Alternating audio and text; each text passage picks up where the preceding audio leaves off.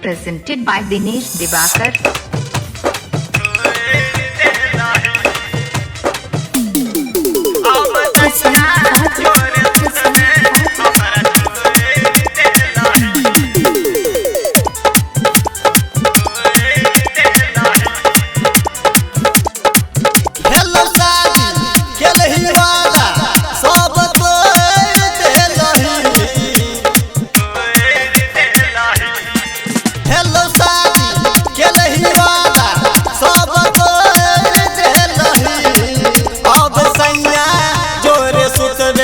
हमारा छोड़ दे लही अब सैया जोरे सुतबे हमारा छोड़ दे लही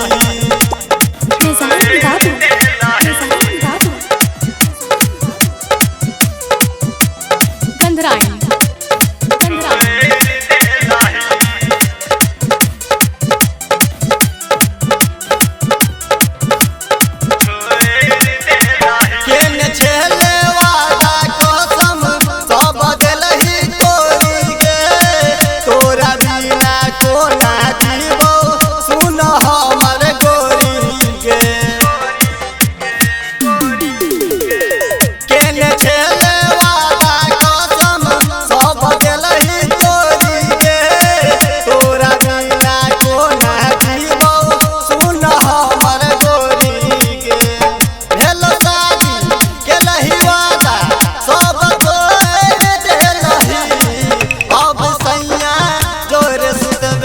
हमारा छोड़ दे लही अब सैया जोरे सुतबे हमारा छोड़ दे लही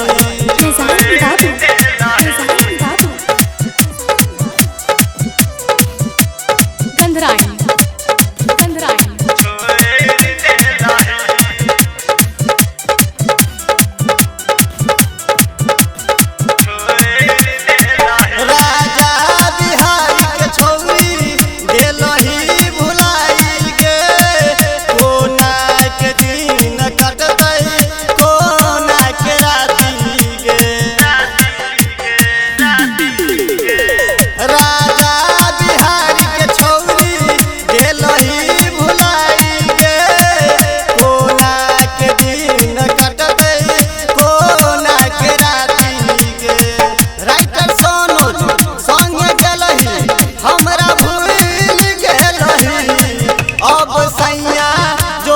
हमारा छोड़ दे लही अब सैया जोरे सुतबे हमारा छोड़ दे लही